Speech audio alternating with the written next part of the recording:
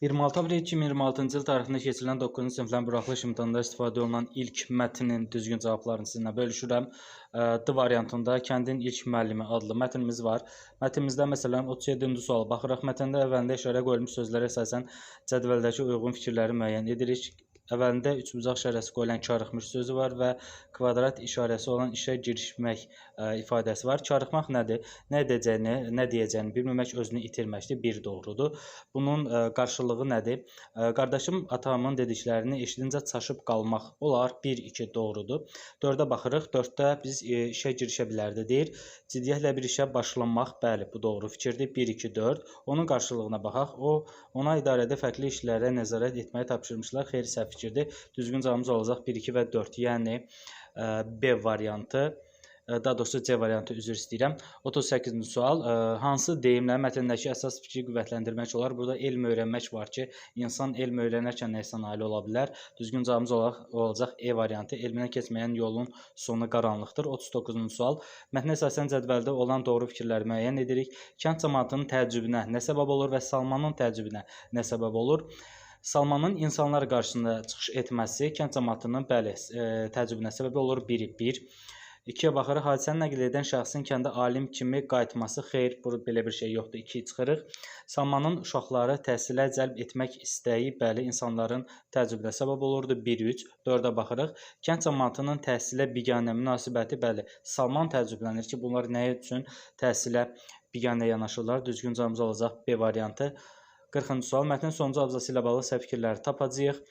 Zamanla kənd cəmaatının təhsil olan münasibəti dəyişir. Bəli, bu doğru fikirdir. Bizə yanlış istəyir, biri götürməyəcəyik. Müəllimin başlatdığı iş öz səmərəsini vermir. Xeyr, verir. Biri 2 olacaq.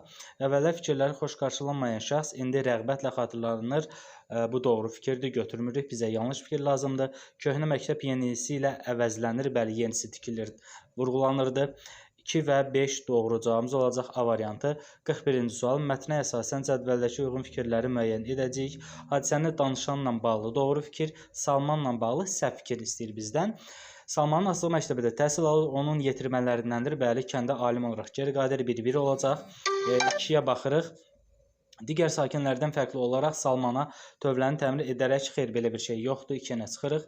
3 cəmaatın məktəb binası üçün təklif etdiyi yerə etirazını bildirir. Xeyr, burada etirazla bağlı bir şey yoxdur. Yəni Salmanla bağlı səhv fikirdir. 1-3. Doğma kəndində məktəb açmaq təşəbbüsü narazılığa səbəb olsa da məqsədindən dönmür. Doğma kəndində məktəb açmaq təşəbbüsü. Bu da yanlış fikir olacaq. Düzgün cavabımız olur C variantı. 42-ci sual. Mətnə əsasən hansı hadisəni əsaslandıra bilər? Yəni bunu mətndən əsaslandıra bilərik. A variantı. Müəllimin heç bir vəsaitdən istifadə etmədən uşaqlara oxumağı öyrətməsi. Bəli, A variantıdır. Baxsaz görərsiniz ki, yazır ki, aşağıdan 3-cü abzasa baxın, bu hissədə uşaqlar, mən sizə oxumaq və saymaq öyrədəcəyəm, hərflərin və rəqəmlərin necə yazıldığını öyrədəcəyəm. Və altında 2-ci abzasda nə deyir, aşağıdan 2-ci abzasda? Həqiqətən o bizə bildiklərin hamısını öyrədirdi. Yalnız 4 illik ibtidai təhsil almışdı və heç bir dərslik adi əlifba kitabı da olmadan var. Yəni biz əsaslandıra bilərik. Düzgün cavabımız 42-ci sualda A variantı olacaq. 43-cü sualda mətnin nöqtənin yerinə nə yaza bilərik? Kömək etmək mənası lazımdır. Əl tutasınız ola bilər. Düzgün cavabımız olur B variantı. 44-cü suala nəzər yetirəcəyik.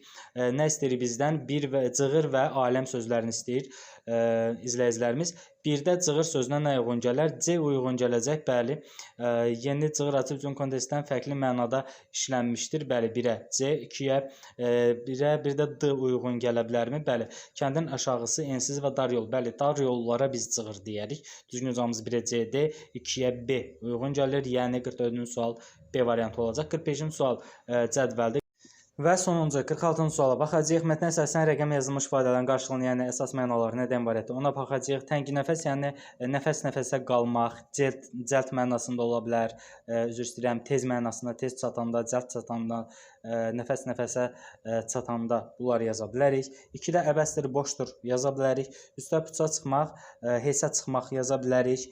Sonra bir şeyin nəticəsinin olmaması bu formada yaza bilərik.